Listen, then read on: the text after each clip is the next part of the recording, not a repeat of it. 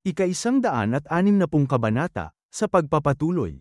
Napatingin ang ating bida sa paligid habang bakas sa kanyang mukha ang matinding pagtataka at kalituhan. Napakunot noo siya, pinapakiramdam ang hangin, at napasabi sa kanyang isip, dapat ay isang mataas na antas ng illusion formation lamang ito na gawa ng mga nakaraang pinuno. Pero bakit napakatotoo ng lahat? Bakit pati ang amoy ng dugo at sunog ay dumarating sa aking ilong? Bigla na lamang umalingaw-ngaw sa buong nagliliyab na paligid ang isang pamilyar, magaspang, at tapat na tinig mula sa kanyang nakaraan. Heavenly Lord, pakibigay na po ang inyong huling utos. Agad siyang napalingon sa pinanggalingan ng boses na yun, halos mapatid ang leeg.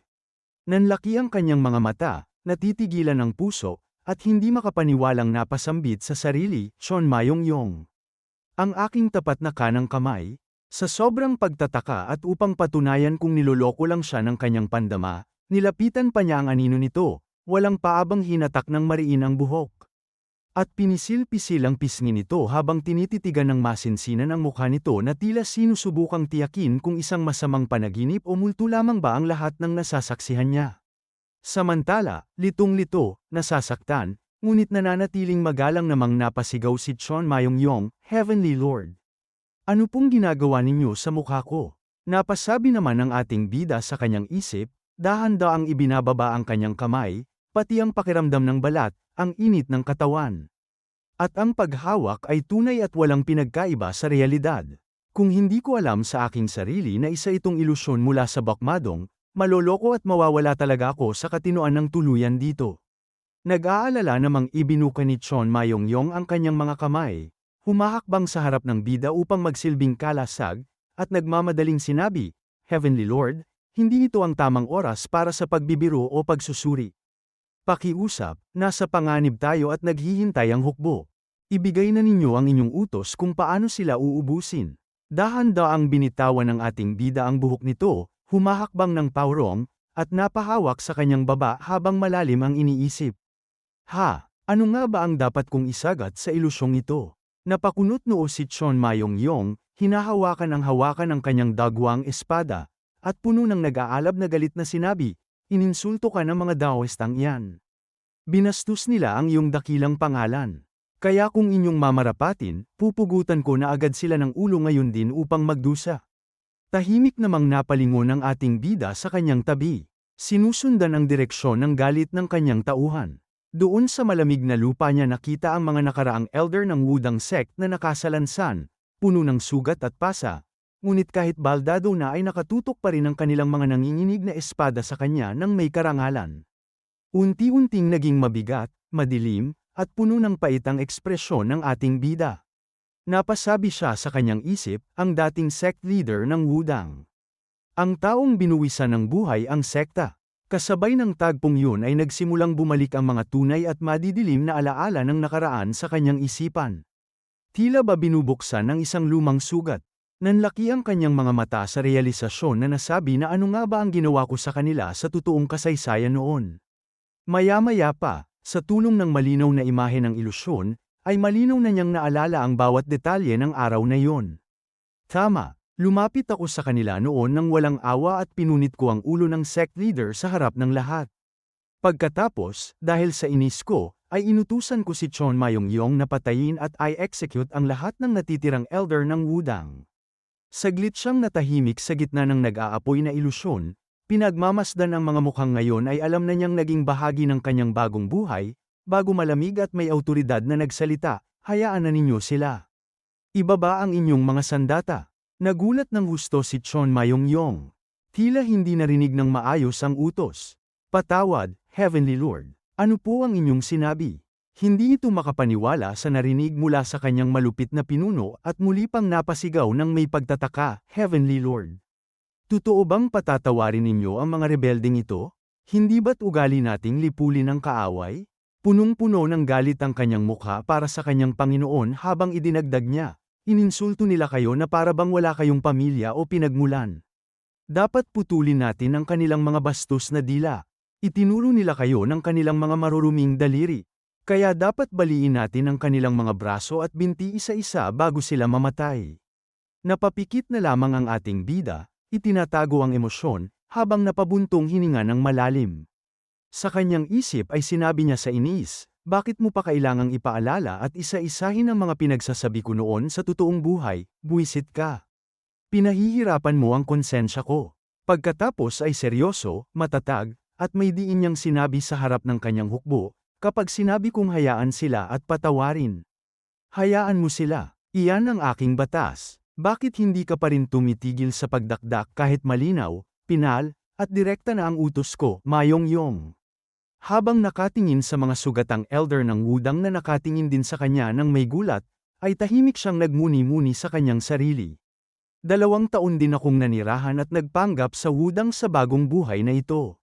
Sapat na panahon na yun para magkaroon ako ng bagong pagkakaunawaan sa kanila. Nagpatuloy ang kanyang malalim na pag-iisip habang nakatitig sa mga tawista. Hindi ko man nagustuhan ang mga mayayabang at mapagmataas na Daoistang yun noon at ganoon pa rin naman ang nararamdaman ko hanggang ngayon.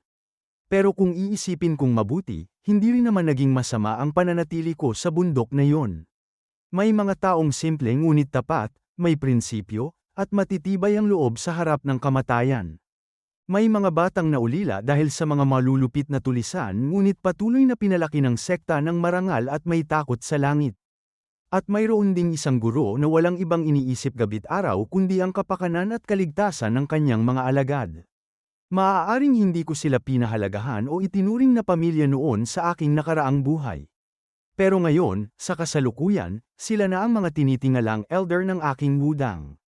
Kaya kahit minsan lang, kahit sa loob lamang ng isang peking ilusyon na gawa ng gangdong, gusto kong magpakita ng kaunting awa at baguhin ang kasaysayan. Pagkasabi niya yun sa kanyang puso, isang mahiwagang tunog ang narinig at biglang nagsimulang mabitak ang buong paligid ng nagliliyab na wudang na parang isang malaking salaming unti-unting nababasag at nagkakapira-piraso. Napalingon siya sa paligid, at makikita ang gulat sa kanayang mukha at napasabi na ano. Tapos na ba agad ang illusion formation dahil sa aking sagot? Nalampasan ko na ba? Ngunit bago pa siya makapag-isip ng malalim o makahinga ng maluwag ay isa na namang pamilyar ngunit mas masakit na tanawin ang biglang bumungad at nabuo sa kanyang harapan. Nanlaki ang kanyang mga mata, naramdaman ang bigat sa kanyang dibdib. Sa kanyang harapan ay isang lalaking may matatag na tindig, puno ng sugat ang katawan ngunit buong tapang na nakatitingala habang mahigpit na nakahawak sa kanyang nabasag na espada at sumisigaw ng may paninindigan, hindi ako kailanman uurong sa isang demonyong tulad mo. Isang kasamaan mula sa unorthodox faction. Ipagtatanggol ko ang pangunahing sekta at ang dangal ng mga tawista kahit ang kapalit pa nito ay ang aking sariling buhay. Kahit mamatay pa ako rito, lalaban ako hanggang sa huling patak ng aking dugo. Magkaharap silang dalawa sa gitna ng sirang bulwagan habang nakatutok ang dulo ng espada ng lalaki sa kanya, nanginginig ang kamay nito sa labis na panghihina. Hindi makapaniwala at may pagsisisi na napasabi ang ating bida sa kanyang isip, Master Mayong-jin. Ang aking guro, lalong nanlaki ang kanyang mga mata, pilit na humahakbang pasulong upang pigilan ang eksena. Sandali, hindi yon ang ibig kong mangyari. Huwag ang tagpong ito ang ipakita mo sa akin. Pagkatapos, sa gilid ng kanyang paningin ay may napansin siya sa likod ng malaking haligi. Sa likod ng pintuan ay may mga batang alagad na musmos pa ang sulyap na nakasilip habang magkakayakap. Umiiyak, at nanginginig sa takot sa aking hukbo. Unti-unti niyang naunawaan ang lahat ng motibo at katotohanan sa likod ng trahedyang iyon. Kaya pala ganoon katindi ang kanyang paninindigan. Nagpatuloy ang kanyang emosyonal na pag-iisip habang nakatitig sa mukha ng kanyang guro. Ito pala ang tunay na dahilan kung bakit isinugol ni Mayong-jin ang kanyang buong buhay at dugong martial arts upang protektahan ang Jaesogang noon laban sa akin. Nakipaglaban siya sa akin nang walang takot hanggang sa huling sandali hindi para sa kanyang sariling pangalan, kundi upang iligtas ang mga batang magiging bagong pag-asa at kinabukasan ng wudang sect. Matapos siyang mawala ng kakayahang lumaban dahil sa aking pinsala, 10 taon siyang nakarete sa higaan, paralisado at kaawa-awa. Paulit-ulit niyang naisip noon na tapusin na lamang ang kanyang buhay dahil sa matinding paghihirap ng katawan at isip. Ngunit kahit ganoon ang kanyang dinaranas, mas inalala pa niya kung anong uri ng aral ang may iwan sa mga batang alagad kapag sumuko siya sa kalaban o kapag nagpakamatay siya.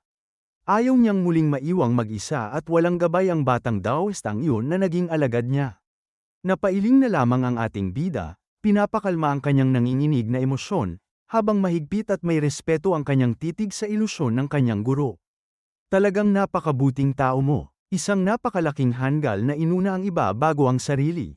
Dahan-dahan niyang itinaas ang kanyang kanang kamay patungo sa direksyon ni Master Mayong Jin.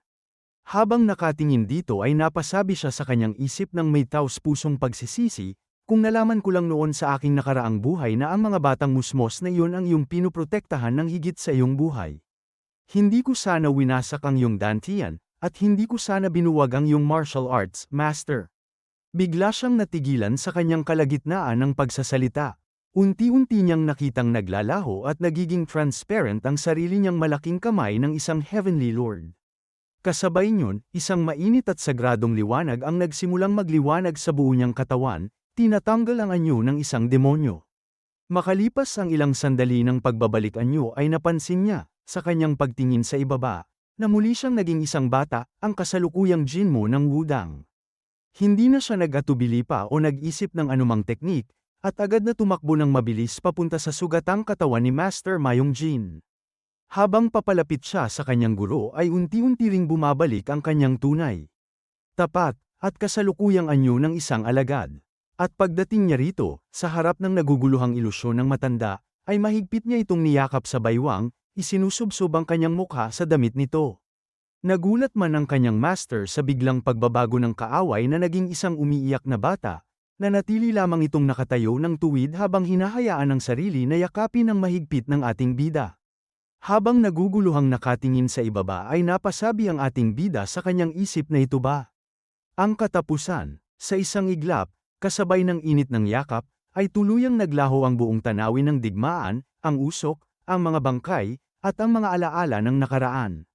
Unti-unti siyang nagkamalay, humihinga ng malalim, at muling nagbalik ang kanyang paningin sa malamig at madilim na silid ng Bokmadong. Muli niyang nakita ang mga luminous pearl na nakakabit sa dingding na siyang nagbibigay ng malamlam at mahiwagang berdeng liwanag sa buong lugar na iyon. Sa liwanag nito, napansin niya ang mga dambuhalang batong nakapaligid sa kanya sa isang porma sayon na may mga nakaukit na sinaunang karakter at simbolo ng porma sayon. Napasabi siya sa kanyang isip, pinatitigas ang kanyang loob. Ito ba ang tunay na anyo at puso ng illusion formation ng Gongdong? Ang pormasyong sumusubok sa puso ng isang tao. Nanlaki ang kanyang mga mata ng bahagya habang tahimik na sinusuri ang mga nakaukit sa mga bato. Napagtatanto na nalampasan niya ito dahil sa kanyang pagpili sa awa at sa kanyang guro. Ngunit maya-maya, habang naglalakad sa gitna ng silid, ay may isang bagay na kakaiba ang nakakuha ng kanyang buong pansin.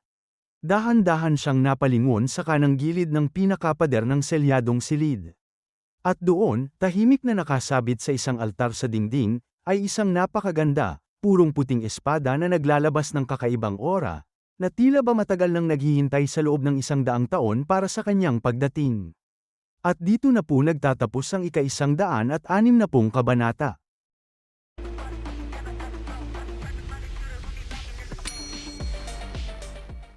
Ika-161 kabanata. Mariing nakatitig ang ating bida sa puting espada na nakasabit sa dingding. Makalipas ang ilang sandali ay dahan-dahan siyang lumapit dito. May napansin siyang isang papel na nakapatong sa mesa, kaya agad niya itong kinuha at maingat na binuksan. Nakasulat dito, para sa taong may kapalaran. Pagkabasa niya rito ay agad na namuti ang kanyang mga mata sa matinding inis at napasigaw, kalokohan ng para sa taong may kapalaran na yan. Halos mamatay na ako makarating lang dito. Buwisit ka. Bahagya pa niyang ikinumpas ang papel habang ipinagpatuloy ang pagbabasa. Ang Bokmadong ay itinayo para sa taong magmumula sa Wudang balang araw, upang siya ay masubak. Ang unang mekanismo ay sumusubok sa antas ng martial arts ng isang tao. Ang ikalawang mekanismo, ang illusion formation, ay ginawa upang subukin ang tunay na pagkatao ng papasok. Unti-unting nanlaki ang kanyang mga mata habang mariing nakatitig sa papel. Nagpatuloy pa ang kanyang pagbabasa. Ipapakita nito bilang isang ilusyon ng bagay na pinakamalalim na nakaukit sa puso ng taong papasok. Napabuntong hininga siya at napasabi sa kanyang isip, ang bagay na pinakamalalim sa puso ko. Ang pag-atake ko sa Wudang. Patuloy niya bingasa ang mga kasunod na nakasulat. Kung mahina ang kanyang kalooban at tuluyan siyang matangay ng ilusyon, mananatili siyang nakakulong dito magpakailanman. At kung gagamit siya ng martial arts na may layuning pumatay, tuluyang guguho ang buong mekanismo. Bigla niyang naipitik ang kanyang kamao at napakunot noo. Ano, kung ganoon, kung humingi noon ng utos si Chon Mayong-yong at ginawa ko rin ang ginawa ko sa nakaraan. Sa sobrang inis ay marahas niyang tinapakan ang papel at napasigaw, lintik kayong mga tawista. Pati ang mga kalokohan ninyo ay may maayos na loika. Talagang napakasama ng mga ugali ninyo. Pagkatapos ay napansin niya ang isang maliit na gintong kahon sa mesa. Kinuha niya ito habang umiiling at napapailing na sinabi. Sayang lang pala ang oras sa pagbabasa nito. Dahan-dahan niya itong binuksan. Sa loob ay may nakatiklop na maliit na papel. Agad na tumilim ang kanyang tingin. Napasabi siya sa kanyang isip, ito ang tunay na dahilan kung bakit ako pumasok sa Bakmadong. Ang ikatlong bahagi ng huling kalahati ng Yangui Divine Art. Tahimik niyang binasa ang nilalaman nito. Ang katawan ng tao ay isang daanan ng chi. May 3 lugar kung saan naiipon ang chi. Ang nasa itaas ay ang espiritu, shin. Ang nasa gitna ay ang chi, gi. At ang nasa ibaba ay ang esensya, jong. Kapag nagising ang ibabang bahagi, may lalabas ang likas na kapangyarihan ng tao. Kapag nagising ang gitnang bahagi, malalampasan ang mortal na katawan at muling isisilang. Kapag nagising ang itaas at ganap na nabuhay ang esensya, chi, at espiritu, maakyat ang antas ng pagiging espiritu. Tahimik pa rin siyang nagpatuloy sa pagbabasa. Upang matutuhan ang Yangui, kailangan munang hatiin sa dalawa ang dantian ayon sa prinsipyo ng Taiji. Hatiin ang katawan sa gitnang meridian. Itabi ang yin sa Ren meridian at ang yang sa Du meridian. Ito ang tunay na diwa ng Yangui. Sa nahating chi, ang magaang bahagi ay paakyatin patungo sa Ren meridian. Samantalang ang mabigat na bahagi ay pababain at ay padaloy sa Du meridian. Matagal niya itong pinagmasdan bago bahagyang napakamot sa ulo at napangiti ng mapait. Ito pala ang Yangui, at ang Taiji. Pero sa totoo lang, wala talaga akong maintindihan sa ibig sabihin nito. Gayunpaman ay tila kontento pa rin siya. Agad niyang sinunog ang papel habang pinagmamasdan itong matupok sa apoy. Kasabay nito ay sinabi niya sa kanyang sarili, ngayon, ako na lang ang nakaalam sa ikatlong bahagi ng Yangui Divine Art. Matapos iyon ay pinagpag niya ang kanyang mga kamay. Sa ngayon, lalabas muna ako at dahan-dahan ko na lang itong aaralin. Kailangan ko nang makaalis agad sa malas na lugar na ito. Ngunit bigla siyang natahimik. May isang bagay na muling nakakuha ng kanyang pansin. Dahan-dahan siyang napalingon sa gilid. Muli niyang pinagmasdan ang puting espada na nakasabit sa dingding. Maingat niya itong inabot. Ngunit nang halos mahawakan na niya ito ay bigla itong malakas na ng inig at marahas na pumalag. Napahinto siya at bahagyang napangisi. Oh, mukhang spirit item pala ito. Patuloy na nagpakawala ng malalakas na alon ng enerhiya ang espada na tila ayaw magpahawak. Napasabi siya sa kanyang isip, katulad ng lahat ng espadang nilikha ng mga dakilang panday, mayroon din itong sariling kalooban. Hindi ito nagsasalita, ngunit ito mismo ang pumipili ng magiging amo nito. Lalo siyang umisi habang nakatitig sa espada. Sa lakas ng pagtanggi nito, mukhang ayaw talaga akong tanggapin bilang amo. Ayos lang. Sa isang kisap mata ay bigla niya itong sinunggaban at mahigpit na hinawakan. Sa lakas ng pagpupumiglas ng espada ay napilitan siyang gamitin ang 2 kamay upang mapigilan ito. Habang pilit itong kinokontrol ay napasigaw siya, tingnan natin kung sino ang mananalo hanggang sa huli. Ikaw o ako, pinaghirapan kong makarating dito kaya kailangan kong may maiuwing gantimpala. Patuloy na nagpumiglas ang espada. Napangiwi siya habang buong lakas na hinihila ang talam palabas ng kaluban. Nagugustuhan ko ang pagiging suwail mo, pero, sa mismong sandaling yun ay biglang sumiklab ang napakalakas na enerhiya mula sa espada. Bahagyang nagulat ang ating bida ngunit lalo lamang niyang hinigpitan ang kanyang pagkakahawak. Kasabay nito ay binalot niya ng sarili niyang enerhiya ang buong espada at mariing sinabi. Paano kung sumuko ka na lang? Ilang sandali pang nagbanggaan ang 2 enerhiya. Hanggang sa tuluyan ng tumigil sa pagpupumiglas ang espada. Napangiti siya ng may kasiyahan. Ayos, ngunit nang tuluyan niyang mabunat ang espada ay napansin niya ang mga salitang nakaukit sa talam nito. Unti-unting tumigas ang kanyang tingin. Napasabi siya sa kanyang isip na ha. At sinabi pa niya na sa isang indayog lamang. Winalis ang lahat at pinakulayan ng dugo ang mga bundok at ilog. Bahagya siyang napangiti at humanga. Sa isang indayog, nalilinis ang lahat at naliligo sa dugo ang buong lupain. Kung sino man ang nag-ukit nito, astig ang dating. Masaya siyang naglakad habang nakapatong sa kanyang balikat ang espada. Habang nakangiti ay sinabi niya, ayos. Nakuha ko na ang lahat ng kailangan ko. Ngayon, lalabas na ako at iinom ng alak. Ngunit sa hindi inaasahan ay muli siyang nakaapak sa isang bahagi ng sahig. Sa isang iglap ay mabilis na umangat ang isang napakalaking bato at tuluyang hamarang sa kanyang daraanan. Tumirik ang kanyang mga mata sa sobrang pagkainis. Lintik. Kasunod nito ay buong lakas siyang napasigaw. Anong klaseng mekanismo naman ito? Gumagana pa rin kahit palabas na ako? Lintik kayong mga tawista. Samantala, sa labas ng bakmadong, may isang tinig na nagtanong, gaano nakatagal mula nang pumasok si Jinmo sa bakmadong? Agad namang sumagot ang isa, ngayong araw ang ika-8 araw. May bakas ng pag-aalala sa kanyang mukha habang sinabi, kung hanggang ngayon ay wala pa ring balita matapos nating maghintay. Sect leader, marahil. Napabuntong hininga ang sect leader. Habang tinatakpan ang kanyang bibig ay napasabi sa kanyang isip, nagkamali ba ako sa pagpapahintulot sa kanyang pumasok sa bakmadong? Sobra akong nagtiwala sa kanyang kakayahan sa martial arts. Bago pa man siya maging espada ng Wudang, isa pa rin siyang batang alagad na may napakaliwanag na kinabukasan. At siya rin ang tagapagligtas ng mga alagad ng Gangdong. Napakakitid ng naging pag-iisip ko. Matapos ang ilang sandaling katahimikan ay dahan-dahan niyang ipinikit ang mata, at buong bigat na sinabi, sige. Dagdag pa nito habang iminulat ang mata na simula na ang pagbabaklas sa mga mekanismo ng bakmadong. Ang pagliligtas sa espada ng Wudang ang pinakamataas na prioridad. At dito na po nagtatapos ang ika-161 kabanata.